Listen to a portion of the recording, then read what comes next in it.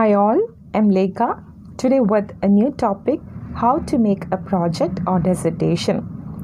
When I was a student, I made use of these tips to prepare my project. So I thought of sharing it with you, and I'm pretty sure this presentation will help all the UG and PG students in making their project.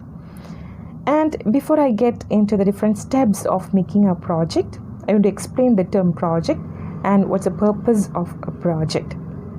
A project is actually a detailed study of a topic or an issue which is of your interest in a systematic manner.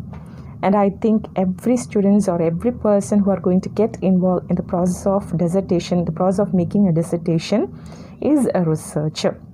And as a researcher, your duty is to add some new ideas to the existing one. So that's going to be your duty as a researcher. Now we can move on to the different steps of making a project. The first step is choosing a topic. And I think that's the most complicated part of making a project. And the topic you're going to choose, it should be your area of interest, and once you have fixed the topic, please do not deviate from the topic till you have finished working on the project.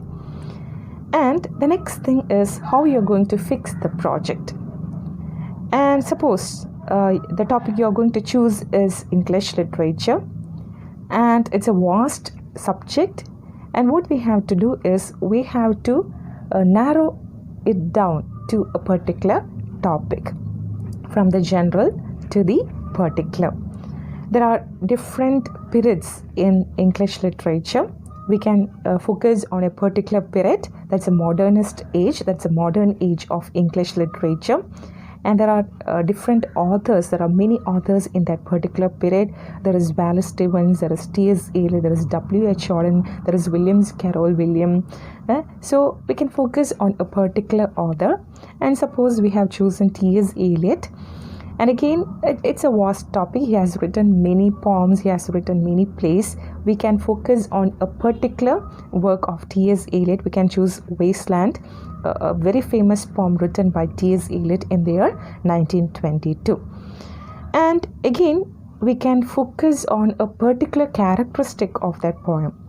He has mentioned human consciousness in the poem, so we can work on that particular area of the poem. So this is how we are going to fix our topic.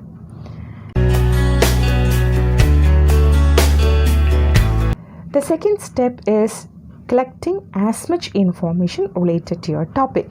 There are mainly two types of sources. One is a primary source and the other one is secondary source.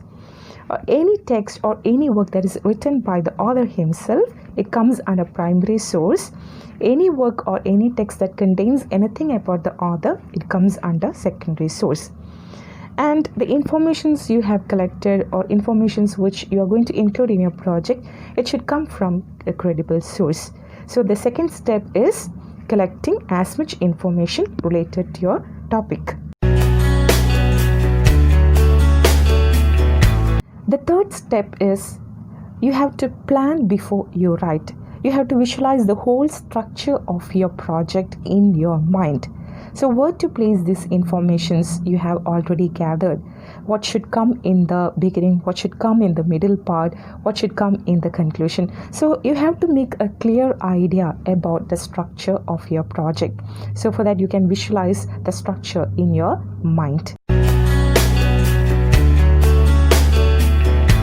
So once you have planned the entire structure of your project in your mind, the fourth step is you can prepare the first draft. I already mentioned you, it should have a proper beginning, it should have a proper middle, it should have a proper conclusion. And in the introductory part is going to be the most important part of your project. In the introduction, you can point out the central idea of your project and the tools you have adapted, whether it is analysis or whether it is a comparison or a critical view.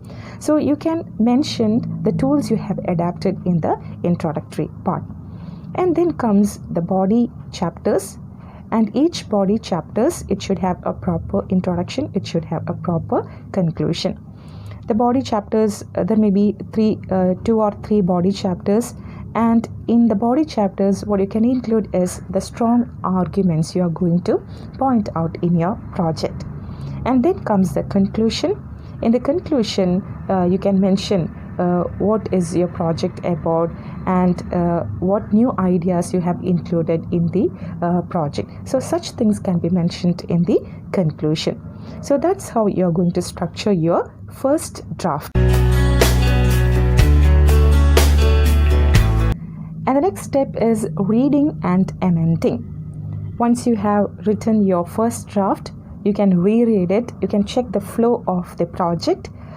You can check whether all the information you have gathered is included in the project. And once you are satisfied, what you can do is you can go for the final copy. While you write a project, you have to follow a universal format. You should avoid plagiarism. You should avoid academic dishonesty. And I think anything that is written by you is original. So go ahead, using these steps, start preparing a strong project. So see you in the next video with a new topic. Okay guys, bye.